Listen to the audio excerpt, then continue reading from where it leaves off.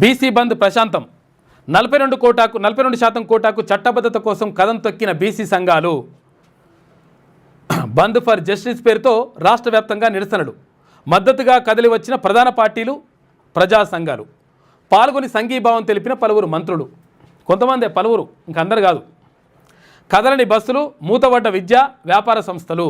రిజర్వేషన్లు దక్కేదాకా పోరు ఆగదని చెప్పేసి BC JAC chairman R Krishnaiah అంటా ఉన్నారు. స్థానిక ఎన్నికల్లో బీసీలకు చట్టబద్ధంగా 42% రిజర్వేషన్లు కల్పించాలని ప్రధాన డిమాండ్తో శనివారం నిర్వహించిన రాష్ట్ర వ్యాప్తంగా బంద్ సక్సెస్ అయింది. చెదురుమదురు సంఘటనలు మినహా ప్రశాంతంగా ముగిసింది. బంద్ ఫర్ జస్టిస్ పేరుతో దీన్ని తెలంగాణ బీసీ జేఏసీ నిర్వహించగా అధికార కాంగ్రెస్ పార్టీతో పాటు బీఆర్ఎస్, బీజేపీ అన్ని ప్రజా సంఘాలు సంపూర్ణ మద్దతు ప్రకటించాయి.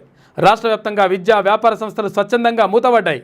ఆర్టీసీ బస్సులు డిపోలకి పరిమితమయ్యాయి. సాయంత్రం వరకు బస్సులు రోడ్డెక్కకపోవడంతో హైదరాబాద్, వరంగల్, కరీంనగర్, నిజామాబాద్ వంటి ప్రధాన నగరాలు, ఇతర పట్టణాల్లో బంద్ ప్రభావం స్పష్టంగా కనిపించింది. తెల్లవారుజాము నుంచే వివిధ పార్టీలు, ప్రజా సంఘాలు, నాయకులు, కార్యకర్తలు ఆర్టీసీ డిపోల ముందు బైఠాయించి బస్సులు బయటకు రాకుండా చూశారు. మండల్ కమిషన్ నాటి బంద్ కంటే గొప్పగా ఇప్పుడు బంద్ సక్సెస్ అయిందని, ఇది చరిత్రాత్మక విజయమని BC JAC chairman R Krishnaiah అన్నారు. కోటా సాధించుకునే వరకు పోరాటం ఆగదని, మరింత తీవ్రతరం చేస్తామని ఆయన చెప్పారు.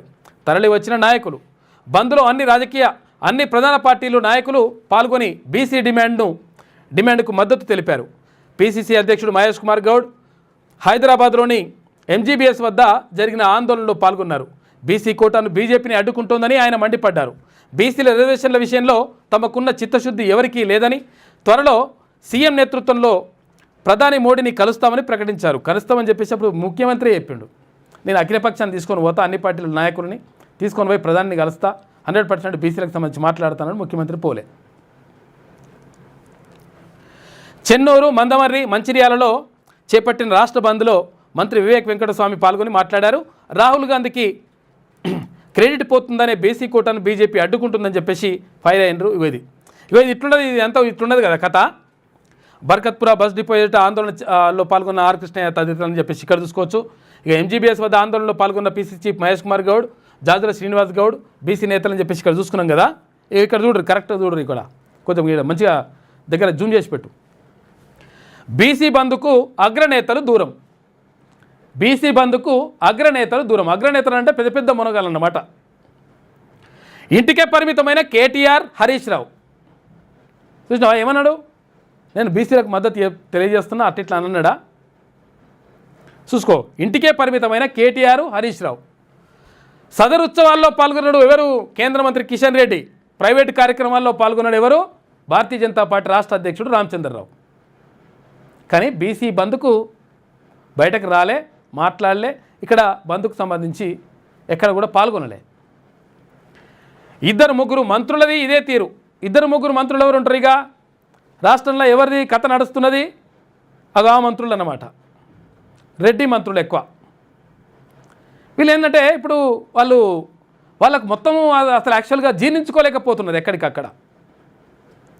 కనీసం ఇక్కడ సర్పంచ్ అవుతాము, తర్వాత ఎంపీటీసీ, జెడ్పీటీసీ అవుతారు, ఇక్కడ వార్డు మెంబర్ అవుతారంటే వార్డు మెంబర్ని కూడా ఓర్చుకోలేకపోతున్నారు. చూసినరాయిగా. అందుకని వీళ్ళని గుర్తుపెట్టుకోరి, ఎవరు మనోడు ఎవడు మందోడు తేలిపోతుంది ఇక్కడ. 2-3 మంత్రులది అదే తీరు. కొంతమంది ఎమ్మెల్యేలు కూడా పాల్గొనలేదు.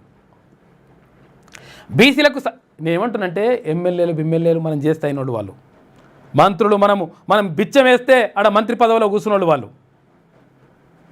మనం ఇస్తే అయినోళ్ళు వాళ్ళు, వాళ్ళను గొప్ప చూడాల్సిన అవసరం లేదు. ఇక్కడ పాల్గొన్నది ప్రజలే ఫైనల్. కాబట్టి తెలంగాణలో బీసీలు గెలిచినరు, 100% బీసీలు గెలిచినరు. మొత్తం కూడా చైతన్యం వచ్చింది ఎక్కడికక్కడ. అరే బాబు నువ్వేంది నాదేంది కథ, నా ఓట్లు నీ సీట్ ఎట్టవుతుందిరా బాబు అని చెప్పేసి అడుగుతున్నారు.